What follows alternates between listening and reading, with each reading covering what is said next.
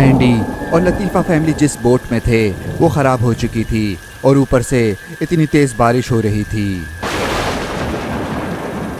मैंडी को नहीं समझ आ रहा था कि अब ये लोग घर वापस कैसे जाएंगे।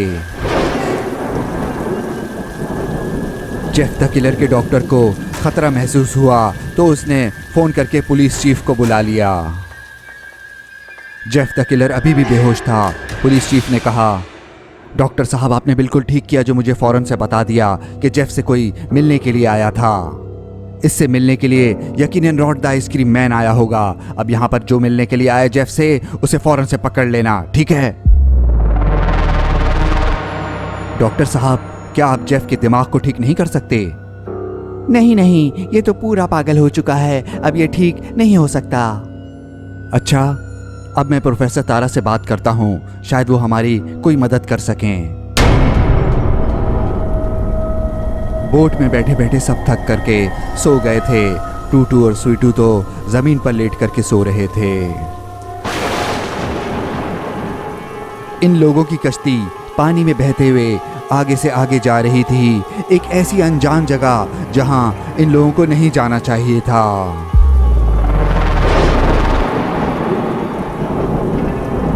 ये बारिश तो बहुत तेज हो रही है। अच्छा वैसे मैंडी कहाँ है?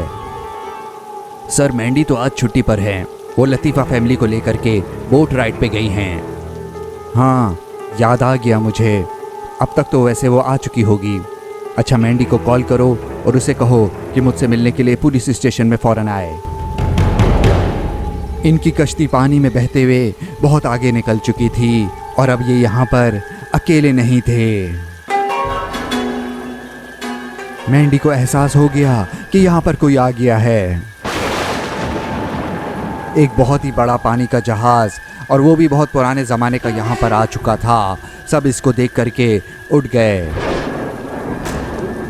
टूटू ने मैंडी से पूछा, मैंडी ये शिप हमें यहाँ बचाने के लिए आई है ना?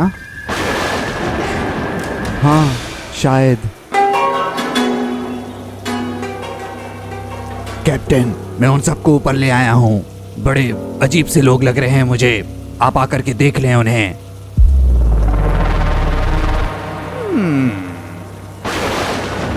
सब इधर उधर देख रहे थे, किसी को कुछ समझ नहीं आ रहा था।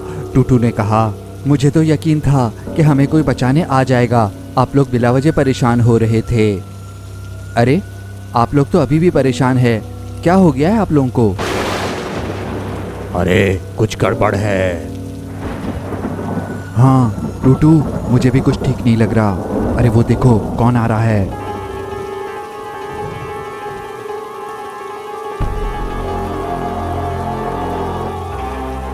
कौन हो तुम लोग? मेरे इलाके में क्या कर रहे हो? इसका इलाका?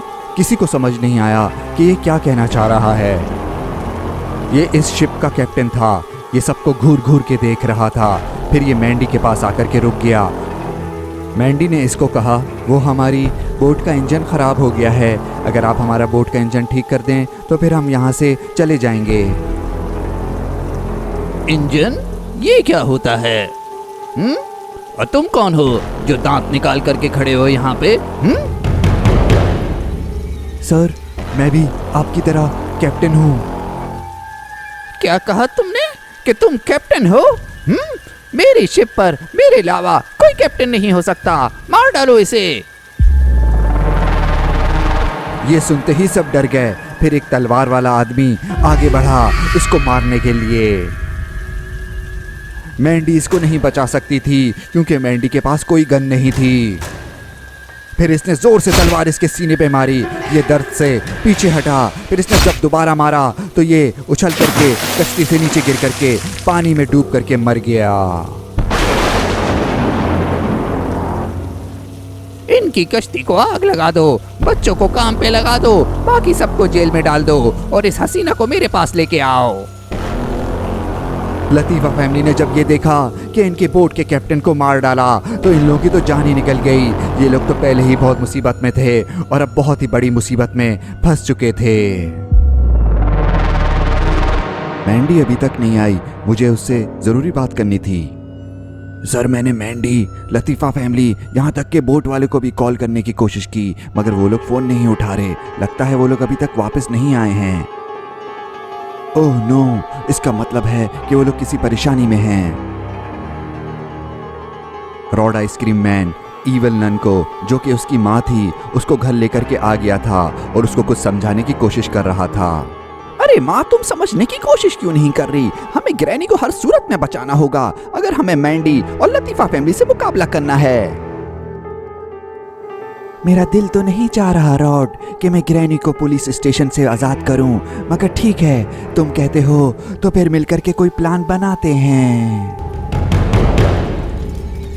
बोट के कैप्टन को मारने के बाद पायरेट्स ने उस बोट को भी आग लगा दी। ये बहुत खतरनाक पायरेट्स थे जिनका काम ही समंदर में लूट खसूट करना और लोगों की जान लेना था। पायरेट्स ने लतीफ़ा फैमिली को एक जगह बंद कर दिया था। डैडी बहुत ज़्यादा डरे हुए थे। दादा अब्बू यहाँ से भागने का कोई रास्ता ढूंढ रहे थे। मम्मी और दादी टूटू और स्वीटू की वजह से बहुत परेशान थे क्योंकि पायरेट्स उनको कहीं और लेकर के चले गए थे। तुम दोनों मेरी बात कान खोल करके सुन लो। अगर तुम दोनों को जिंदा रहना है इस शिप पर तो काम करना पड़ेगा। लड़के ये झाड़ू उठाओ और पूरी शिप को तुम्हें साफ करना है, ठीक है? और लड़की, तुम्हें मेरे साथ किचन में मदद करनी होगी। टूटू और स्वीटू को जिंदा रहने के लिए अब इस शिप पर काम करना पड़ेगा।